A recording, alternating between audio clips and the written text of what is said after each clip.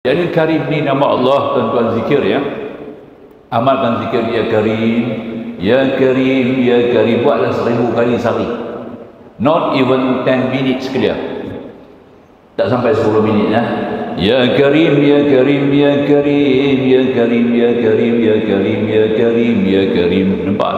Pegang anak-anak kita urut kepala ya Karim 10 kali. Pegang cucu-cucu kita ya Karim, mana-mana budak-budak kita tengok budak-budak kecil mai kat saya, kita pegang kepala ya Karim, ya Karim, ya Karim. Nampak tak? Satu bapa kawan saya lah, bapa tu mak dia satu kelas dengan saya, perempuan tu satu kelas dengan saya, suami dia mai jumpa bawa satu budak kecil mai jumpa saya. Nah, Ustaz tolong doa kat anak saya Ustaz. Saya pun urut kepala dia.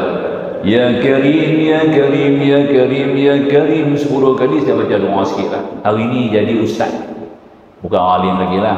Dr. Don Daniel ya, itu nama dia. Nah, Ustaz Don Daniel tu dia lah.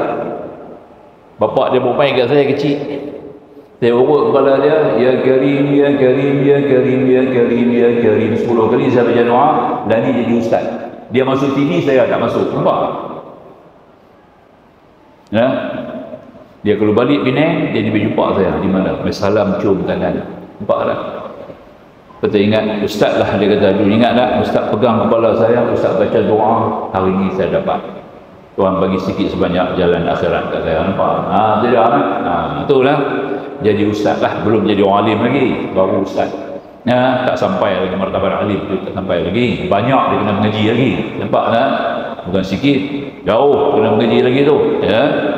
Itu Ustaz Don Daniel, faham tak ya? Ada seorang lagi sekarang ni, dia jadi apa nama, dia jadi mufti, orang muda mufti sama juga. Nampak ya? Masa tu umur dia 14 tahun, jumpa saya di Mekah masa saya bertugas sebagai guru tabung haji ya. Ustaz tolong doakan saya. Antara mabrur, saya katakan dulu, insyaAllah enta Ustaz doa jadi orang alim. Memang dia lain tu lah, dia ngaji di Morocco ya. Dia berdoa, alhamdulillah hari ni jadi mufti tu sahabat muji marah lah, apa mencari dia kacau lah, dia tak bagi abang kat dia. Itu dia antaranya tuan-tuan. Karim lah, Karim ya, baca Karim. Kita sendiri pun boleh 1000 kali sehari ya Karim, tuan-tuan akan dapat beberapa kelebihan dalam kehidupan ya. Saya tak payah cerita lah, sendiri punya Tuhan tahu apa dia nak bagi. Tuan-tuan amal zikir ya Karim sehari 1000 kali.